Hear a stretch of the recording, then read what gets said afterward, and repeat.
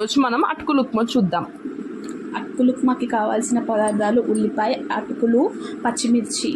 మనం అటుకుల్ని ఫస్ట్ ఒక గిన్నెలో వేసుకొని కొంచెం నీళ్లు పోసుకుంటూ తడి చేసుకోవాలి. తగినన్ని అటుకులు చూస్తూ మనం వాటర్ వేసుకొని వెట్ చేసుకుంటూ ఉండాలి. దాన్ని పాన్ పెట్టుకొని ఈలో మనం ప్యాన్ పెట్టుకొని ఆయిల్ వేసి ఆవాలు, జీలకర్ర, మినపప్పు, మనకు కావాల్సిన పోపు గింజలు వేసుకొని అవి వేగాక పచ్చిమిర్చి, ఉల్లిగడ్డ, ఉప్పు వేసుకొని బాగా ఉడకనివ్వాలి.